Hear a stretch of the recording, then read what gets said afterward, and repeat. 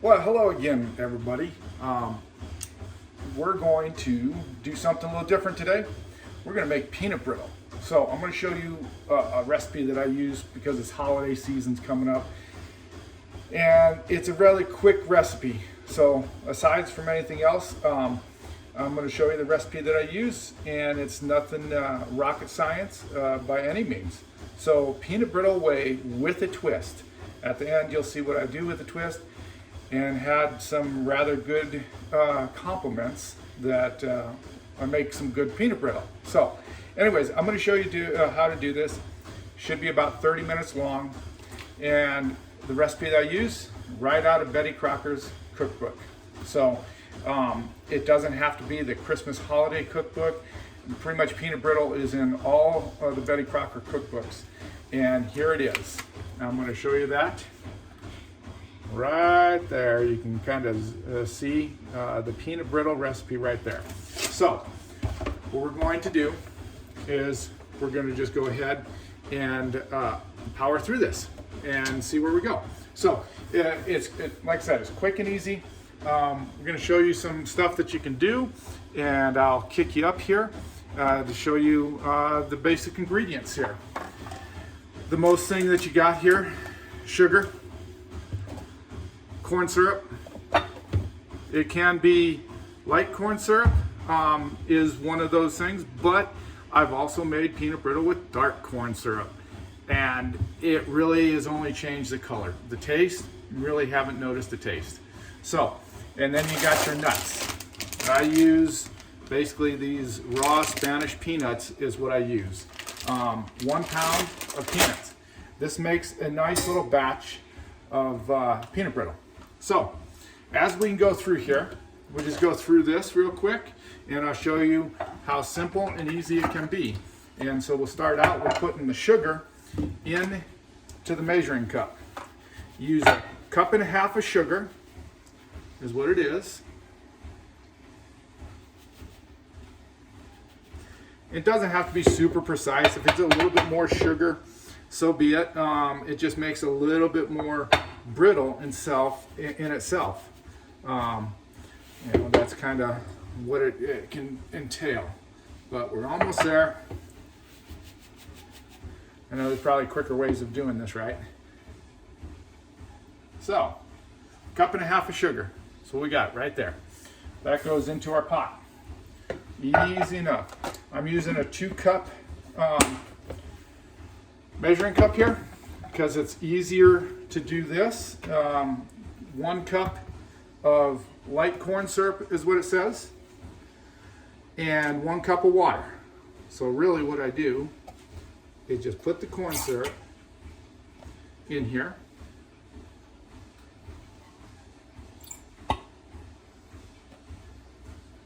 Ah, perfect. I wasn't sure if there was going to be enough in this this container. There's a lot of times you can find corn syrup on sale, and my lovely wife, who went out and purchased this, finds corn syrup on a reduced rack. I don't see why it would go bad, but I mean, this is great. Caro's Light corn syrup is awesome, or you can just use any of the generic brands as well to make this peanut brittle. So, as it is, I'm just getting all right, that's enough. Kind of actually went over. Again, if it's a little bit more than a cup, then so be it, of corn syrup.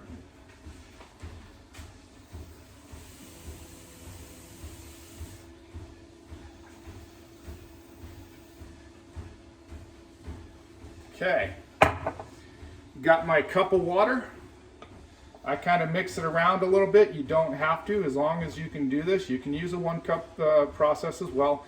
I just happen to use a 2-cup measuring cup here. Dump that all in.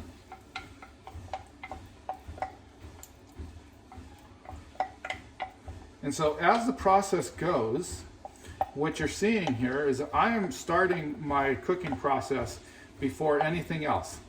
And the reason I found this is that could be a little bit more efficiency, right? You can get your corn syrup and your sugar and your water cooking right away.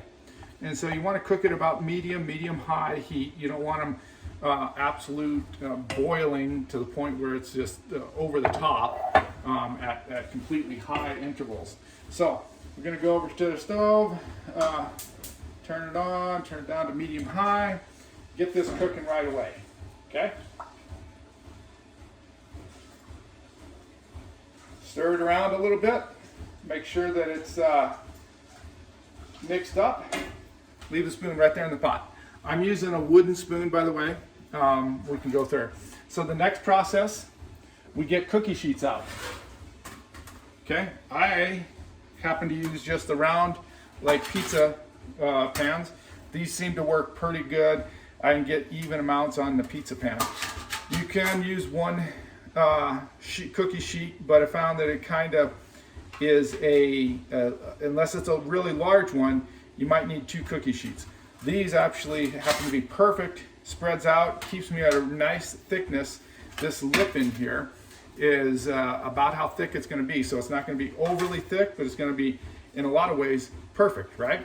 So anyways, we get that going. We also need to put our oven, because we need to stick these in the oven to keep warm. So we turn our oven on. I turn it on to about 205, 210 as far as the heat range goes. So bake. Start that. And so really that's all that process is. The next one, we're gonna have to butter these. And you actually use butter in the recipe. So you use 3 tablespoons of butter. And I like butter. It says butter, margarine or butter. I'm not a margarine fan. I'm a straight up butter guy. As you can kind of see, I like butter, like the flavor of it. I think it's actually probably healthier than margarine, personal opinion, but that's how it goes.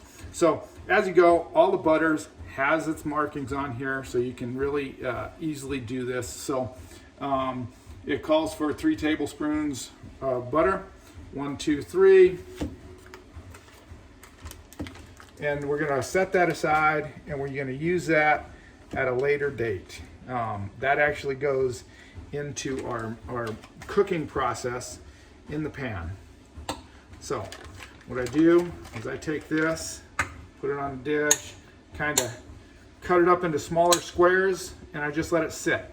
If it's frozen, then it's just gonna mean that it changes a little bit, but let it warm up. It doesn't have to be soft, doesn't have to be pliable, but it's fine if it does.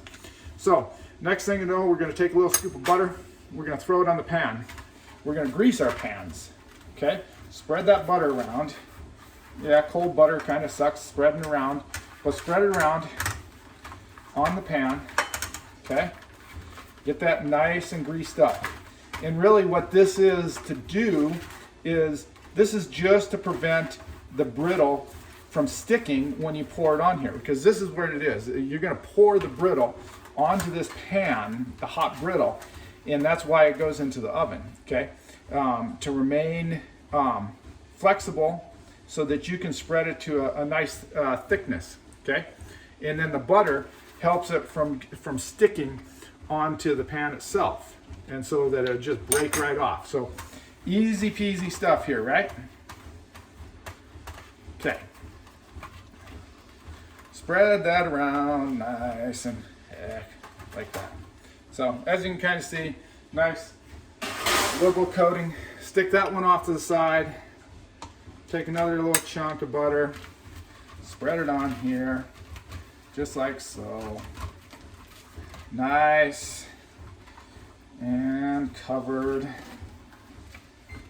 And the reason why you don't want the oven too much hotter is you don't need the pan extremely hot. If you had it much hotter, the pan, well, the butter could actually end up burning on the pan, and you really don't want that. So you just want it to be pliable, be nice, the pan's being warm. At 210, you will still need oven mitts to get the pans out of the deal. So, got our second pan. Now, we can clean up our hands.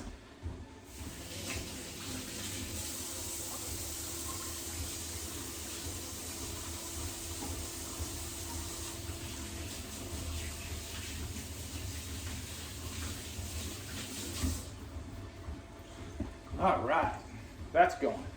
So give a little bit. It's just starting to boil now. Our sugar and water and corn syrup is just starting to come to a boil here. So give it a little stir. You don't need to consistently stir this yet. There is a point. This is intermittent stirring to make sure that it doesn't burn. But when you get to the soft brittle state, it will you will want continuous stirring, especially after you put the butter and the peanuts in. Anyways, so pans go into the oven. Okay, right like so. Pans are in there. Take your other butter, set it aside, put it on the butter dish, used for the future. Okay, setting the butter aside. Don't really need that much longer. Okay, the next one I'll do is I don't use a candy thermometer. Okay, you can do this without a candy thermometer. Many people think making candy you need a candy thermometer, and maybe you do in a lot of ways. But all I'm going to do is a cup of ice water, basically.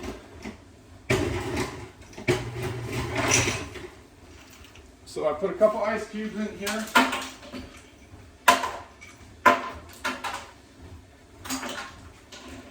Get a little water, just like so, and you don't need much. You just need a little container. As you kind of see, this is a little container. It's easy for me to kind of get the fish out, the streamers or droplets of brittle to test. And so this is just for a testing purposes. I stick this right into the fridge right now or the freezer, and I let it sit until I'm ready to use it. Once I'm ready to use it, voila, I'll have it done. So, okay, take my measuring cup, stir my stuff, maybe just a little on the high side. Now that's going, turn it down. Size of the burner will affect it. The next process you can do here is you take your baking soda, because it's actually going to call for baking soda. So it's let's get this baking soda going. It's 1 pound shells. 1.5 teaspoons of baking soda. Put your measuring cup or measuring spoon. Baking soda in. My half. And you could do a little bit more. It doesn't necessarily have to, stop. But it doesn't really, what I've found is it doesn't really make it any better. And so what I think the process is from my understanding of the baking soda, is that it at the end, you add this at the very end, and the process is that it makes it a little bit more airier. It aerates the brittle, as we can say. Okay, so we got that together. In the cup it goes. Next thing is we use some vanilla. Okay, and we put the vanilla in there as well. And so it's 1 teaspoon of vanilla.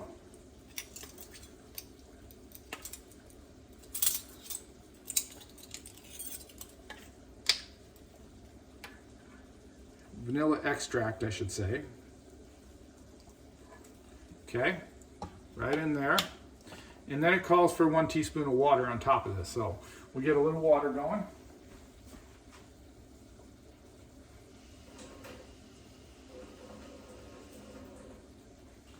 Okay, all we're doing on this, stirring it up and setting it aside. Okay, now that's set aside, butter's set aside, goes in at a later time. What I'll do is I'll open up the nuts.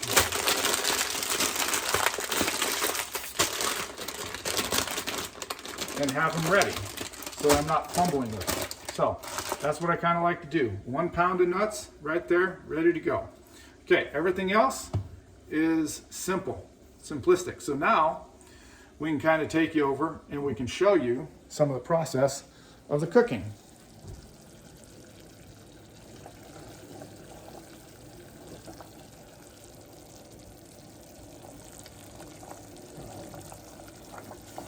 So just stir it and let it go. At this point in time, we really,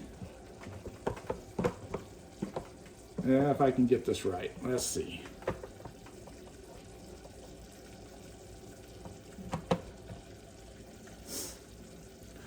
Okay, get the camera situated right.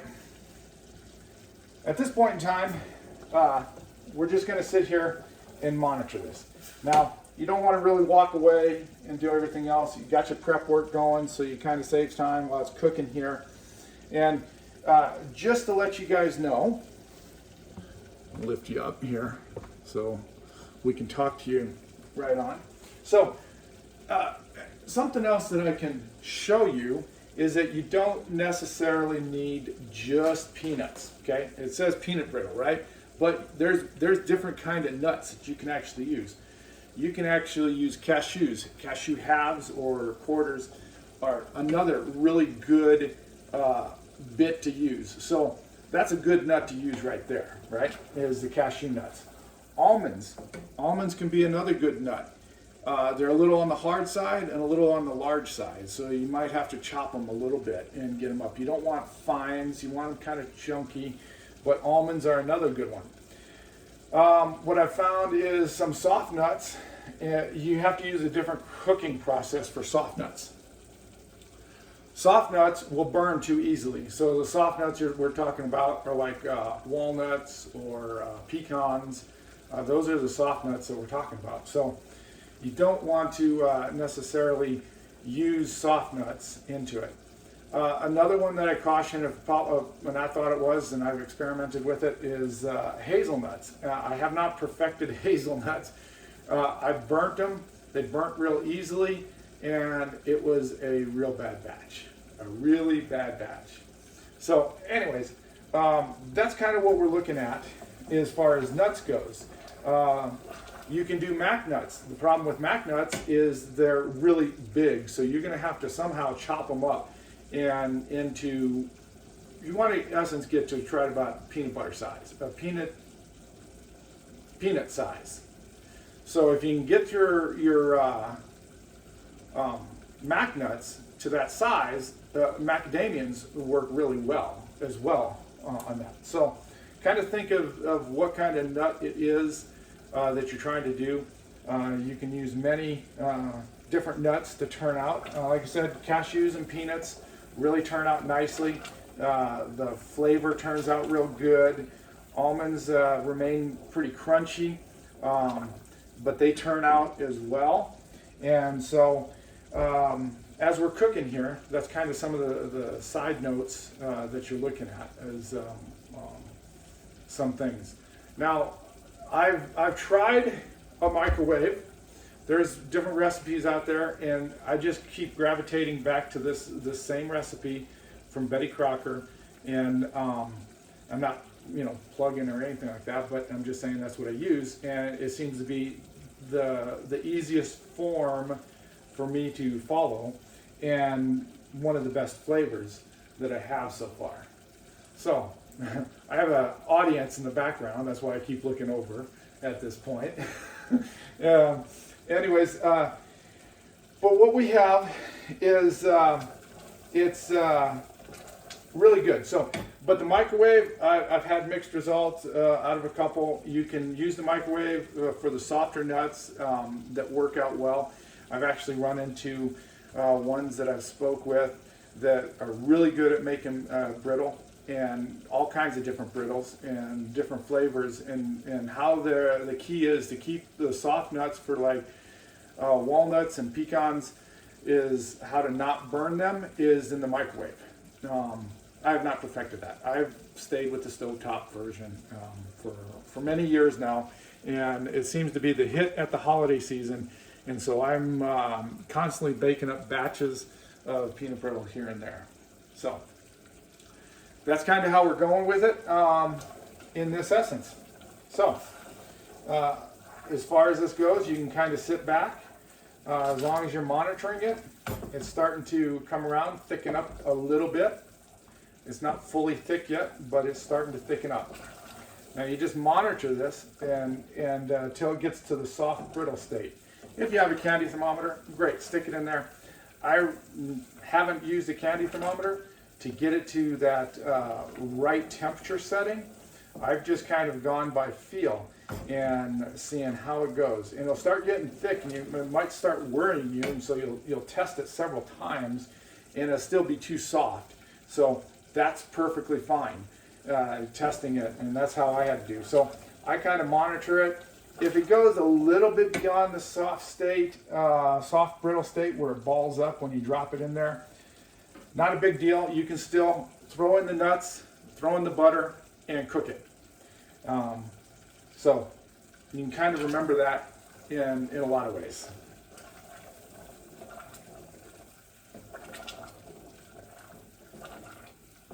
And so for inspiration, we can always say that if, just like a good old classic cooking show that I used to watch, and I will use the phrase, if bear can cook, so can you.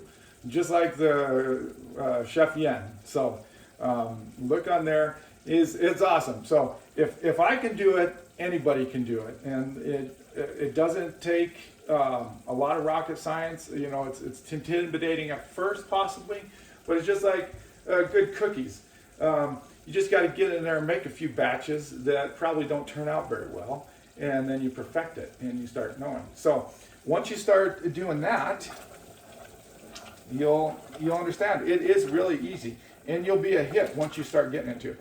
And so what I like is with this recipe versus some of the other recipes that sometimes are a little bit simplistic too, is that this recipe, and I think is partially because of the baking soda that it's in there, is that it remains light and fluffy, okay? And so the light and fluffiness of it is really what I like. I like the crunchy, light, fluffy, don't stick to your teeth kind of situations. The sticking to the teeth, that's really annoying. And so when you buy mass-produced peanut brittle from the store, there's a lot of different additives in there that for stabilizing purposes, so it doesn't melt and it stabilizes, but then it also is not as good as you would think. The best brittle is making it right here over the stove. And so once you get that point down, is that you'll find you can be a hit of any holiday season. And I like it in the holiday seasons because it's a little colder months, a little colder, a little drier. I found that cold, dry really preserves the brittle for a longer period of time. If you make it, eat it right away. Don't try to make it and preserve it. You know, just enjoy it. The better, the fresher the brittle is, oh yeah, that's where it's at. So enjoy it, pass it around, and the little twist that I usually do as well is not just making straight brittle. I actually put a layer of dark chocolate chips on one of the batches of pans. So I got a pan that's going to be, in this batch, one pan that's going to be straight, one pan that's going to be chocolate with a dark chocolate coating, and it'll melt over the top and solidify. And so when you look at the peanuts and the dark chocolate, man, that turns out all good. So it's almost really addictive candy at that point in time. And so you'll sit there and you'll find that you'll eat a bunch of it up right away. The darker the chocolate to a point is good, and I'll show you. I'm just basically going to use either Ghirardelli's dark chocolate, Nestle, or in their chips, in a chip format. It's not a bar chocolate that I'm talking about. And I like at least 53% dark chocolate. I will say that 63 is probably the ideal, 63 to 70% dark chocolate if you get the chips like that. That is really good. So what dark chocolate does is it has that little bitterness to it, but it also is a very good complement to the sweet brittle that you're making here with the sugar. So when you find that you match up the dark chocolate with the brittle and the peanut brittle or cashew brittle, whichever, is that it has a very nice complement to each other. It kind of offsets just a little bit. It still remains sweet, but it just offsets just enough. Where if you use milk chocolate, too sweet. White chocolate, too sweet. So I would not use those. It is your prerogative to do however it may look as far as the brittle state goes. So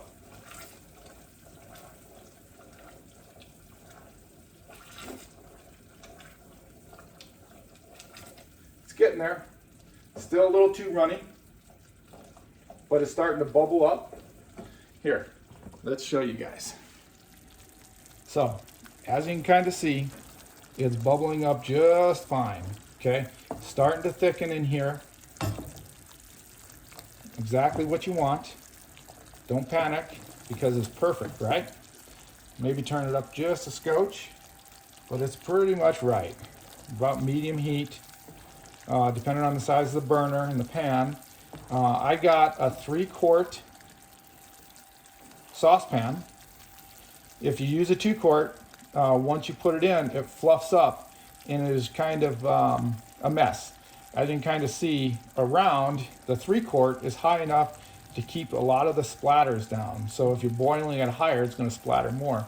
And one other thing is that if you have other pans and other stuff around, you're going to get candy splatter all over the place. It's just the nature of the beast on this, of how it's going.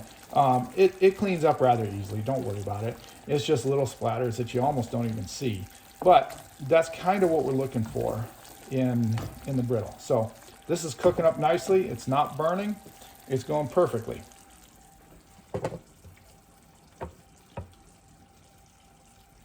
All right. What other subject should we talk about, my camera girl? Your fails. My fails. I've had many fails, by the way. So, like I said, the biggest fail that I thought I've had is there's some other recipes that I use that seem to be simplistic in format. It did not work out. I've had fails in the microwave. I had fails. One of the bigger strong fails was the hazelnut. Burning the hazelnuts was just absolutely god awful. Actually, it turned out really badly on the hazelnuts. So and it kind of scared me. Not scared me, but it kind of put me off enough that I didn't go back to hazelnuts to actually try and do anything else with hazelnuts per se. So it's getting there. We're getting close. As it is, stand there with a nice cup of water. You can walk away from here if you want. You know, if you need to go grab something else, you could actually read a little bit while you're doing this. Pull up a favorite YouTube. Pull up a favorite YouTube video that you can kind of have and watch somebody else cook while you're making your brittle. Once it gets to a point, you probably want to stop the video because it may be distracting, because it's going to get to a point where you're looking at it and you're going to see that your attention is going to be on watching this. And so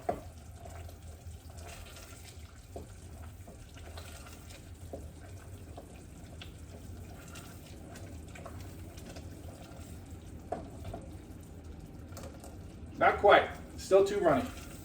So as we're looking through this, going through here, I have started this. Looks like we're getting closer to the 30-minute mark.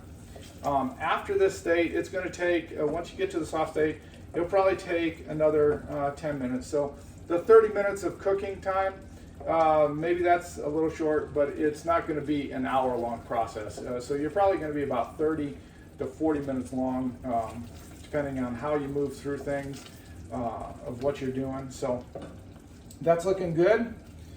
Getting things prepped. Get my nuts over here. For sure, you gotta have your nuts. You gotta have your butter. So that's gonna be the next state coming up. Have you ever tried German chocolate on peanut brittle? No German chocolate on peanut brittle. German chocolate, I don't know if German chocolate works. German chocolate is as long as it's dark chocolate. I don't care where it comes from. It could come from wherever, but as long as it's dark chocolate, that's the key thing. So.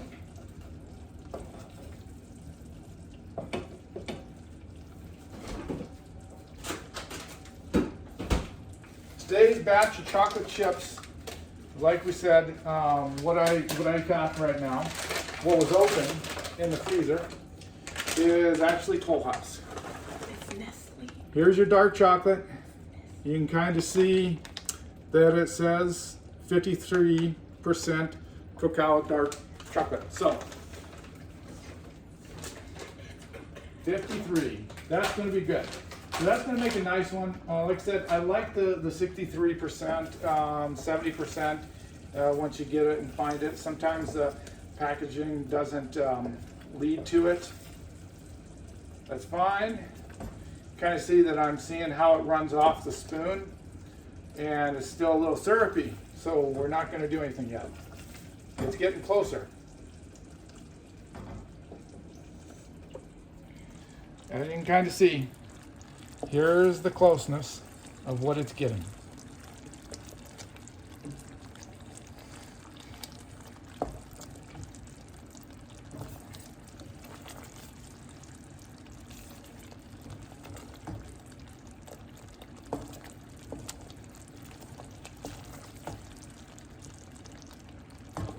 It's also like mesmerizing just to kind of watch the bubbles float up, and it's kind of soothing and calming. Very nice, isn't it? Yes, it is. It's a very nice day out. Beautiful day in the neighborhood. I'm sure once you had my brittle here, you would be my neighbor forever.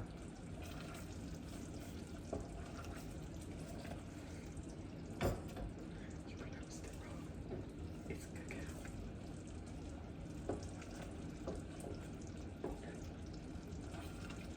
Now I'm going to have to edit this video. Yeah, because you pronounced it wrong. I got corrected that I pronounced the chocolate cacao. It's cacao. Cacao, excuse me. Cacao. That's what they used to drink in ancient Mayan times, Dad. My director, my camera person is critiquing me, so I'm making sure that I want to make sure I pronounce it right.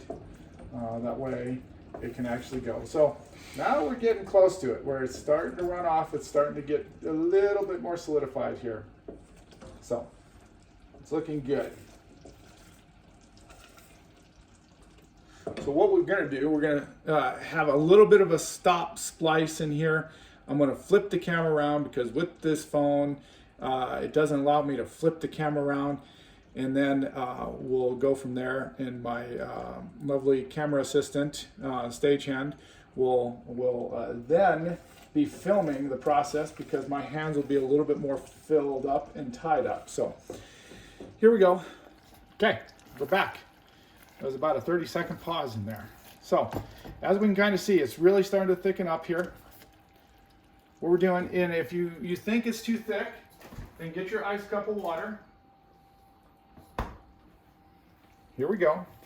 And so what we'll do is we see the process and we drop a couple droplets in there. And as you can kind of see, I'd fish it out and it's supposed to be able to flatten, which it kind of does. It actually is flattening out a little bit. So that's actually kind of on the perfect side. And so what we're gonna do, let me get rid of this. Make sure I don't have sticky hands because all it is sugar. So from here, what I like to do is let's place the butter into the dish. Okay, butter goes in, stir it around. Now it's frothing up, right? Oh yeah, it's frothing up nice. Now, let's get our nuts in there. Oh yeah. Get all those lovely nuts in there. Okay, let's throw that off to the side. Oops, that nut escaped. You don't want escaping nuts, for God's sakes. Okay, now we just start folding it in. Stir it in, fold it in. If you go a little bit beyond there, it gets like hard and you kind of maybe panic a little bit and you're like, oh no, I screwed it up because I went maybe a little bit past the hard state of putting this in here, don't worry about it. It's going to turn out. It's going to turn out just fine. You just keep stirring it. It'll heat up. It'll be like one big glob that you're stirring in there. That's fine. Just keep cooking it. You just want to keep stirring it so that you don't burn it. So as we can kind of see as a visual indicator right now is that these nuts are white, right? I like to go until the dehusked nut here, that's the white one, starts turning a little bit more golden color or a little bit more beige, as we can kind of say. Not quite as dark as the actual peanut husk on the Spanish peanuts here, but that's kind of what I like to do. Okay, so as you kind of see, I'm just slowly kind of churning. So we just want to keep churning a little bit, and you'll see that it will come back up into a frothier state. So when you put the nuts in, they're a little colder. It kind of solidifies up your brittle, okay? And like I said, if it comes up and it's like solidified and almost into a big glob, don't worry about it. Just kind of keep stirring that around so it does not burn. And it will come back into more of a, not fully liquid state, but a soft state, and then it'll cook it from there. So as we can kind of see, just kind of just keep spinning around, nice, slowly, kind of like, you know, it's almost as soothing as a Bob Ross painting here. That's beautiful.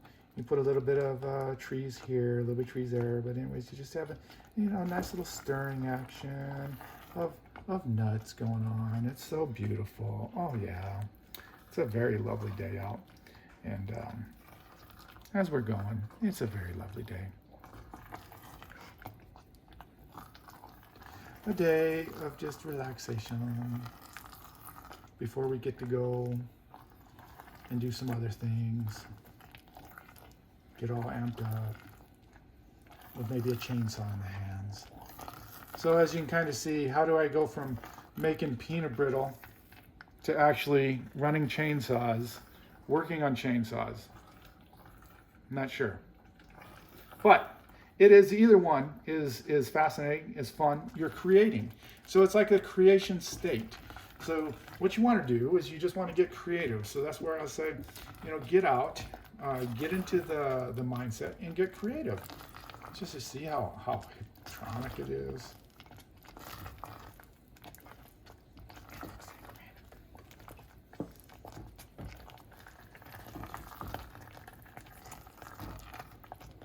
Hear the little pops of the bubbles going on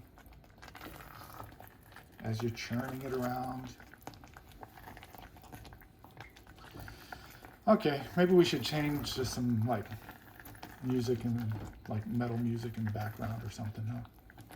Nah, that would just make it angry brittle. So, as with anything in cooking, you know, as anything in cooking in life, you know, you got to be in kind of a right mindset to do certain things, right? And so cooking, if you're cooking angry, the dish turns out differently, right? So, I mean, you kind of put emphasis on how you're feeling that day in some of your work. So if you're repairing something, it may not go together quite right, or you may break nuts and bolts on something else. But as it works, like anything, what we want to do is we want to cook in a happy state, because then our food is going to turn out much better with better flavors. It's going to be an act of love into artwork, into flavors, and this is kind of like artwork that you can eat, right? And so I'm all about, you know, the good tasting food. It doesn't have to be pristine 5-star Michelin restaurant quality where you get this beautiful little array of food that's there. I want some good comfort food, right? It's like what grandma used to do, and this is exactly like what grandma used to do, you know. So she would she would do this, or your mother would do this. I mean, this is like classic, right? And you're always wondering, well, how did they get to that point? Well, exactly. They got to this point by passing on knowledge, for one, but also enjoying the art of cooking, of going how it goes. And see, as you can kind of see, the nuts are starting possibly to have some discolor to it, but they're not there yet. So if at points in the beginning, what I was doing is I was going like this, and I was putting some in here into the dish and letting it solidify, and you think you can kind of get it out, and it breaks apart. You know, the best test is to eat it and actually taste this brittle. And it's a little, oh yeah, it's sticky.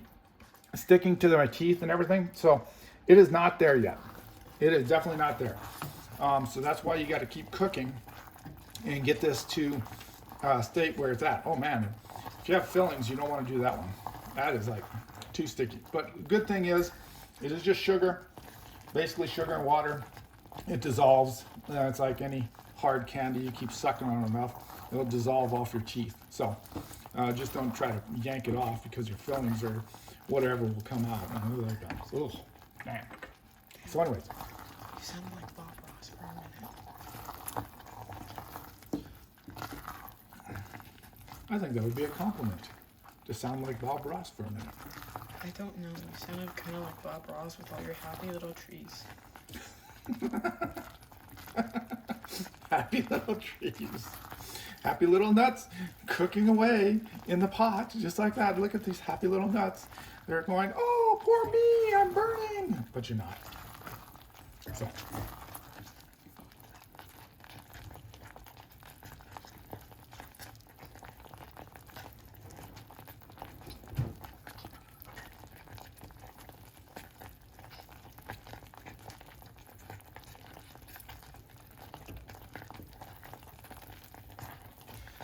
Now, as you see, so the nice thing is with this is that if you have yourself close by, you have everything close by proximity-wise, is what you're looking for. Because when it gets to the state, which will be soon, is that we'll be looking at taking the hot cookie sheets out of the oven and placing it somewhere. And so then you're going to be immediately doing everything. So you can't have stuff distance-wise far away from you. So you want everything really close at this point. Is like you bring it over.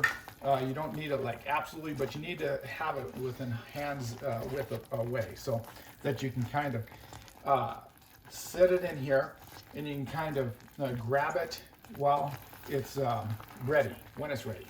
And so as it goes, the nuts are starting to catch a little bit of cooking, a little discoloration. So they're not there yet, as we can kind of see.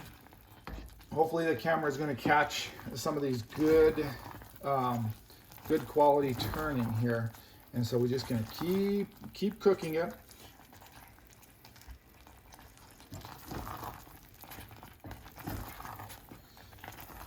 It takes a little longer. Maybe my heat was a little on the low side to start out with. Maybe it was medium low. I was trying to size the burner right here on this. Is actually a pretty big burner that it's cooking under.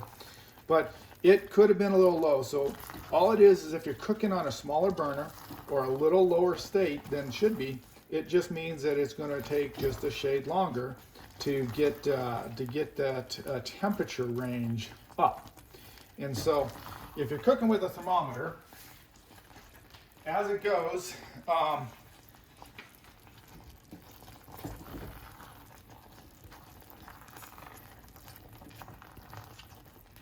okay, so the thermometer states that you're going to actually go, if you follow along, you're going to get it up to 300 Fahrenheit. So if you are cooking with a thermometer, you'd want to get it up to 300 Fahrenheit to get that state of where it's at. The soft brittle state is 240 degrees Fahrenheit. Just to give you some of those numbers that are out there according to the cookbook. Like I said, I have not tried the thermometer and use it. I just know that this has been a pretty good thing. And once you get the little discoloration on the nut too, it kind of sort of brings out, I mean, you're right on the verge of burning at that point. And if you make them too dark, you basically burnt them and you get a really strong taste. Peanuts aren't near as bad if you get to that state. So well, what I found is peanuts are kind of nice and forgiving in a lot of ways.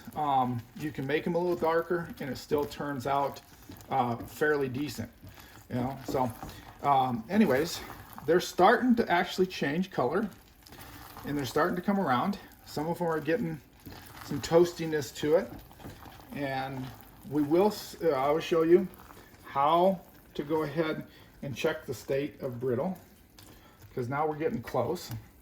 I like to get the nuts off of there, just kind of get, you see how hard it is to get that off of there? So just a couple droplets into the water and take it out. Oh yeah, right there is nice. It's still a little tacky, but you bring it out of that cold state and it's crunching nicely. So that's perfect, is right there.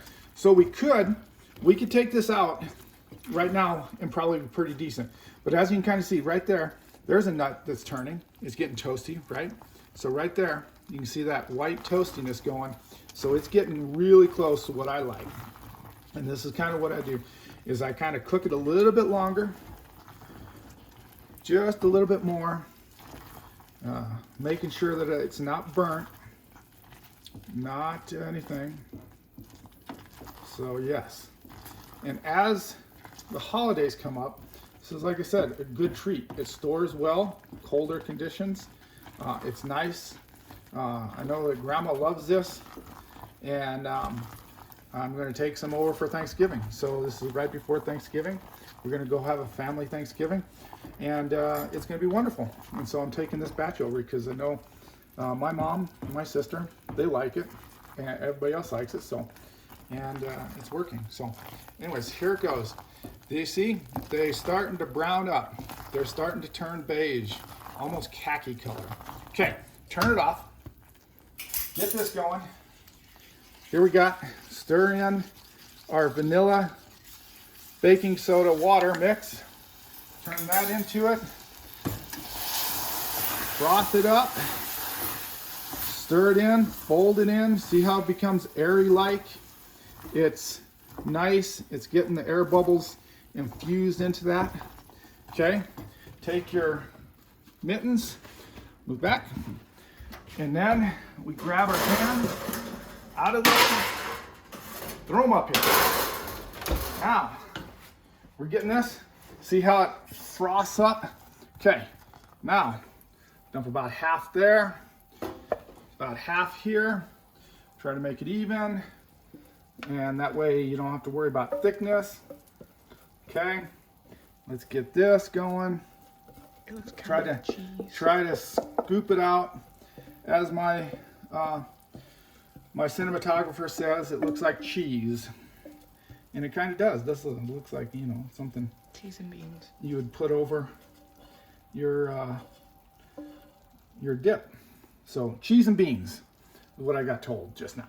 Lovely, thank you. So as we got it, we want to start spreading. Okay, and this is all we do. Take the back of it. I don't take the indent. Take the back of it of the spoon. Kind of start spreading it around. Try to get it down to a single layer of peanuts, because double layers gets a little too thick. You don't want that. Okay.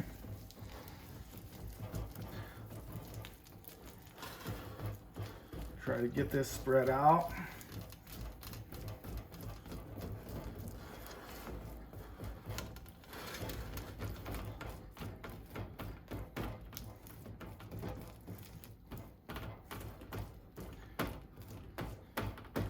And then what you're doing is, once you get this, oh yeah, that's feeling good right there. Once you get that spread out like that, you're gonna look for a cool place to put it in. You know, if you have a cool garage, that stays nice and cold. You know, it's always good. You don't need to try to worry about putting it in a freezer. It's really going to be a little hot. Otherwise, you just have to let it sit out in your kitchen till it cools down. So there's going to be a little bit of cool down process on this. So as you can kind of see, do that. Put that there. Take my butter knife, because what I'll show you is, here's my dark chocolate chips. Okay, some for my assistant there. Okay, now let that go.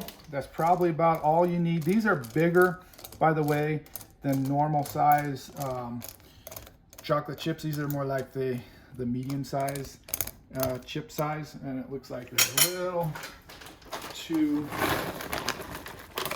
So what we'll do, let's get some more. I like, not very scientific on this, just whatever it does, looks like it. You don't need to cover it, because once this melts, which it will rather quickly, it actually turns out to be a nice layer. There. Let's get one out of here so cleanup doesn't happen. Okay. Take my knife at this point in time. Keep working these around.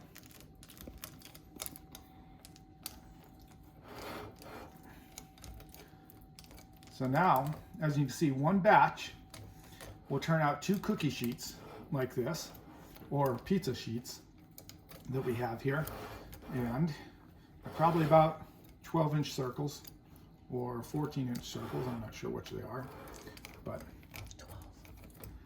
As we can kind of see, we start spreading it into the corners. Starts, oh yeah, that is good. So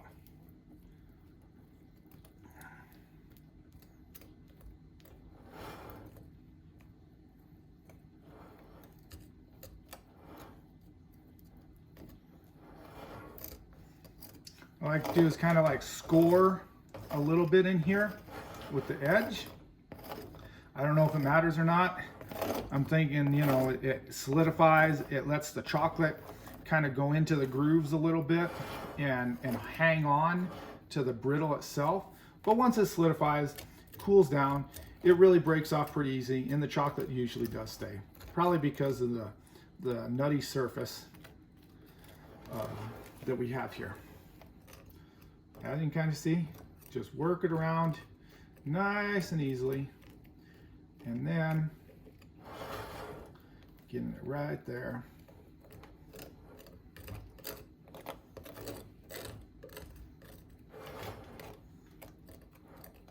Okay. Now, it's all melted, right? Perfect. Best part is, it's kind of like batter. You get to lick this. Oh yeah. Careful, it's a knife, by the way. Anyways, so what I usually do, take this over, take it to a flat surface. I tap it. As you can kind of see, I just tap it around. Is this needed? Probably not. As you can kind of see, I got droplets of butter on there. You can kind of do some shaking, get it all even surface. Oh yeah, ooh, look at that. Look at that, that is beautiful. Now we take our other one, we set it next to it, and voila. This is the brittle that I make for the holiday seasons.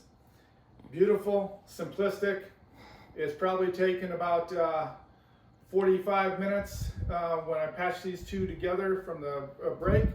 A little longer than I anticipated, but really when you get it right down to it, it's about a 30-40 minute process, depending on how much you have prepped out and how fast it goes. Again, it goes, I had probably the setting a little lower on the burner than I wanted to, so it took a little longer to cook up, but you don't want it on high. You don't need the burner on high. You will burn your brittle real easily like. So anyways, again, if Bear can cook, so can you. And you know what? Get out, create, enjoy the beautiful day.